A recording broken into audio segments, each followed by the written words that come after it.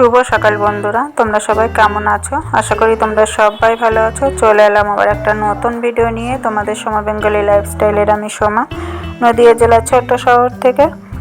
তো বড়দের প্রণাম ও ছোটদের ভালোবাসা নিয়ে আমি আমার ভিডিওটা এখান থেকেই শুরু করছি। দেখতে থাকো, আশা করি তোমাদের সবার ভালো লাগবে। তো এখন কিন্তু আমি আমার জীবন কাহিনী নিয়েই প্রতিদিনই একটু একটু করে তোমাদের সাথে শেয়ার করব। তো তোমাদের যদি ভালো লাগে লাইক কমেন্ট শেয়ার করো। আর যারা নতুন বন্ধু আছো এখনও সাবস্ক্রাইব করোনি, তো সাবস্ক্রাইব করে আমার পাশে থেকো। আমার জীবনের সব ঘটনা আস্তে আস্তে সবই জানতে পারবে। তো আমার জীবনের অনেকগুলো দিনে অনেক ঝড় গেছে।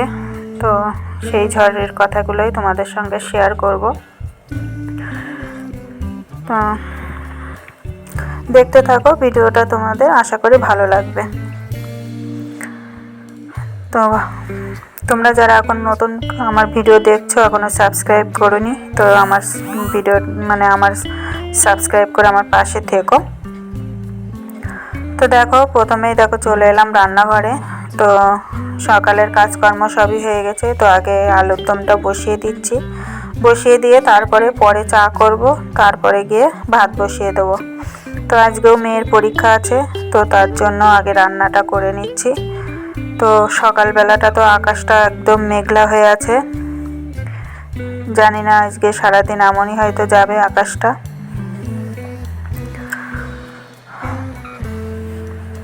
তো দেখো রান্নাটা বসিয়ে দিয়েছি। তো রান্নাটা আজকে হবে আলুর দম। তো আজকে দেখো টমেটো দিয়ে আলুর দম করছি।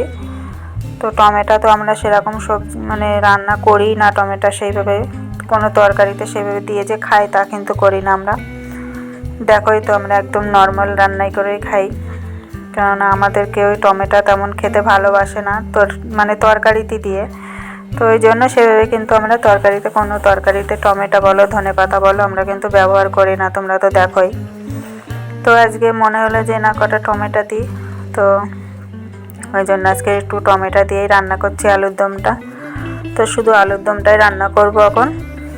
আর তারপরে একটু চা করে, চাটা এখনও বসাইনি, চাটা পরে করব। দেখে ওরা উঠলে তারপরে একসাথেই তিনজনা মিলেই দেখি খাবো। তো আগে তরকারিটা করে নিচ্ছি, নয়তো দেরি হয়ে যাবে। তো তরকারিটা করে নিলে তারপরে ভাত হয়ে গেলে গরম গরম ভাত আর তরকারিটা দিয়ে ভাত খেয়ে নিতে পারবে তৃষা। তারপরে আমরা তো যখন খাবো। তো তৃষাকে তো আগে দিতেই হবে, উঠেই বলবে যে মা খিদে পেয়ে গেছে। তো হয়তো চা খেয়ে একটু বসে তারপরে আবার বলবে মা ভাত দিয়ে দাও। তো তরকারিটা আগে করে নিলে পরে ভাতটা হয়ে গেলেই ভাতটা দিয়ে দিতে পারবো, ওই জন্য তরকারিটাই আগে বসিয়ে দিলাম। তো ভাতটা পরে বসাবো। তো চলো কাজ করি আর তোমাদের সঙ্গে একটু গল্প করি। তো আমাদের জীবনটা কিন্তু খুবই কষ্টের জীবন ছিল। ছোটোবেলাটা খুবই কষ্ট করে দিন কেটেছে আমাদের। এমনও দিন গেছে আমাদের না খেয়ে থাকতে হয়েছে। তো আমরা দুই বোন কিন্তু কোনো সময় বলিনি যে আমাদের ভালো মন্দ খেতে দিতে হবে, আমাদের ভালো সব সময় যে ইয়ে করে যে খাওয়া জুটছে না তবুও বায়না করেছি, যে কান্নাকাটি করেছি যে আমাদের খেতে দাও, আমাদের খিদে পেয়েছে, তা কিন্তু কোনোদিনই বলিনি। দুই বোন গলা জড়িয়ে এদিক ওদিকে ঘুরে বেরিয়েছি। আমার থেকে 2 বছরের বড় ছিল আমার দিদি।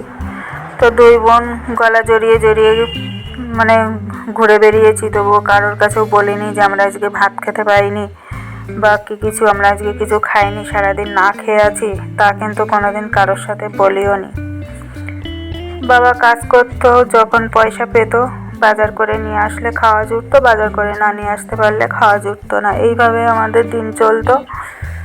তো খুবই কষ্টে যেত আমাদের দিনগুলো, খুব কষ্ট করে আমরা মানুষ হয়েছি।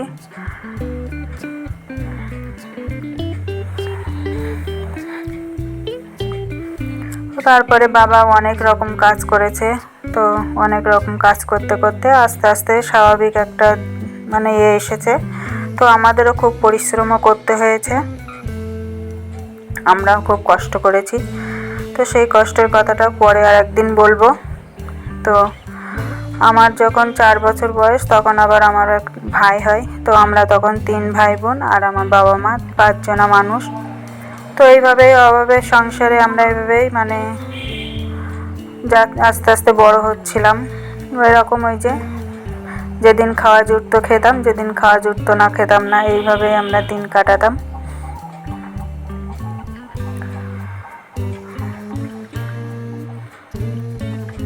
তো দেখো তারপরে এই যে রান্নাটা হয়ে মানে তরকারিটা হয়ে গেছে। তারপরে দেখো চা করে নিলাম, চা করে নিয়ে এবার ভাতটাও বসিয়ে দিলাম। তো আমরা তিনজনে এবার চাটা খেয়ে নেব।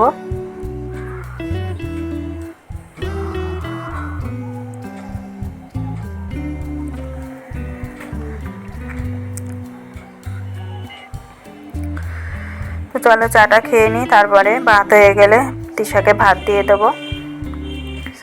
তো দেখো তারপরে এই যে ভাতটা নামিয়ে ভাতটা দেখো তিশাকে দিয়ে দিচ্ছি। তো এখন একটু বেলা হওয়ার পরে একটু রৌদ্র মানে উঠেছে। তো আকাশটা যে কি হচ্ছে, এই কোনো সারাদিন কি মেঘলা, সারাদিন রোদ নেই, কিছু নেই। আবার রাত হলে তারা দেখা যায় আকাশে, এরকম হচ্ছে। কোনো দিন বৃষ্টি হচ্ছে, কোনো দিন। তো আমার বাবা অনেক রকম কাজ করেছে, অনেক কিছু করে, মানে প্রথমে তো লোকের জমিতে কাজ করতো, জনের কাজ করতো। তো তারপরে নিজে একবার একজনের সাথে ব্যবসায় নেমেছিল, কাঁচামালের ব্যবসায়, তো সবজি মালের। তো সেখানেও অনেক মানে সেই সময়ে তখন সেইভাবে কোনো কিছু করতে পারিনি। তারপরে আবার আস্তে আস্তে নিজেই ব্যবসা ধরেছিল। তো ব্যবসা ধরার পরে তারপরে গিয়ে আস্তে আস্তে স্বাভাবিক হতে হতে তো আমাদের তখন তারপরে একটু ভালো সময় আসে।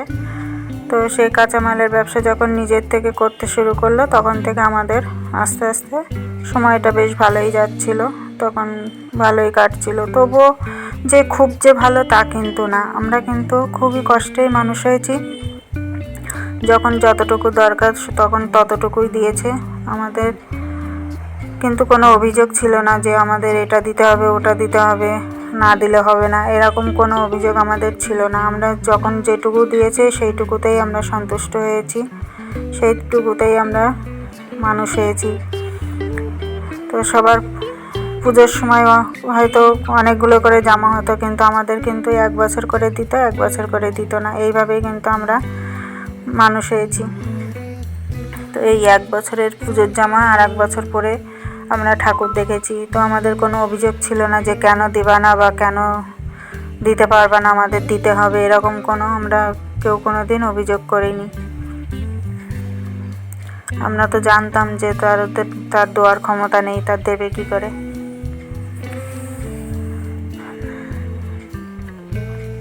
তো চলো আজকে এইটুকুই বললাম, আবার আসবো কালকে আবার আর একটা কাহিনী নিয়ে।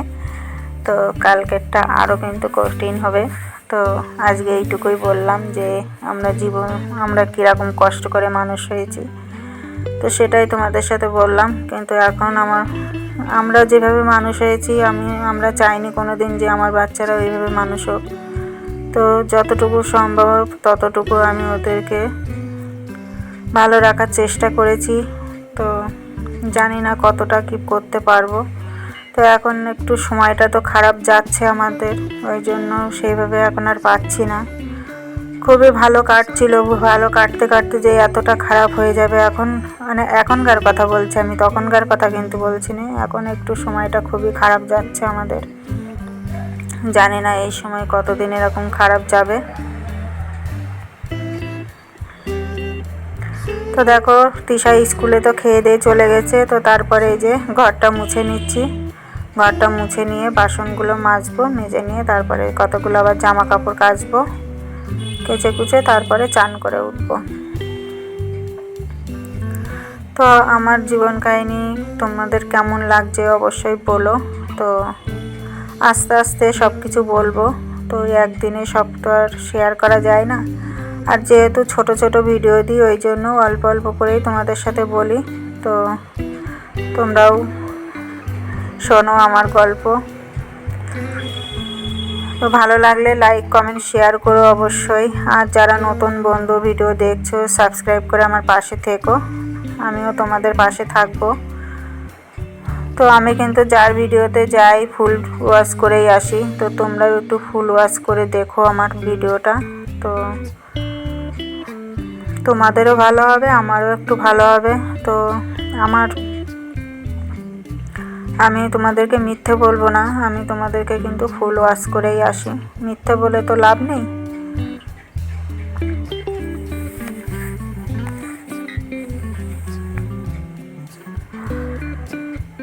তো দেখো তারপরে এই যে বাসন কোসনগুলো সব মেজে নিলাম, নিয়ে দেখো এই যে একেবারে জায়গায় গুছিয়েই রেখে দিচ্ছি মেজে ধুয়ে নিয়ে এসে।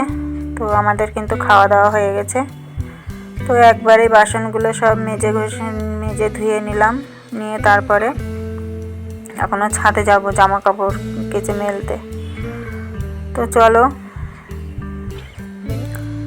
এইগুলো গুছিয়ে নিয়ে তারপরে চলে যাব ছাদে। তো ছাদে যাওয়া দেখে শুনেছে যে আমি ছাদে যাব, আর বুড়োনো ওদিকে কী ডাকছে, ও যাবে ছাদে। তাই আমি বললাম যে এখন থাক, এখন যেতে হবে না, আমি যখন বিকালে যাব তখন নিয়ে যাব।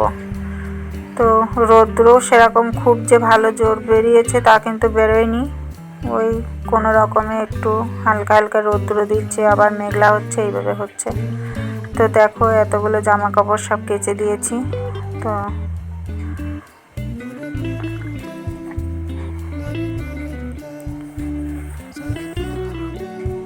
প্রতিদিন কাঁচা কাচতে কাচতে, আর এই শীতের পোশাকগুলো এখন এবার আস্তে আস্তে সব তুলে ফেলতে হবে।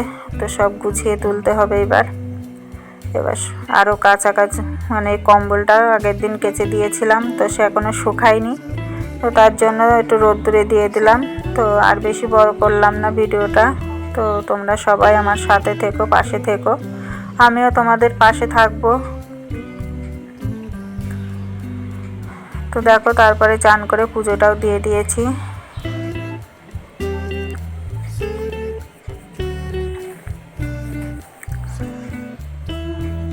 তো আজকে এই পর্যন্তই রাখছি, আবার আসবো একটা নতুন ভিডিও নিয়ে। আজকের মতো টাটা।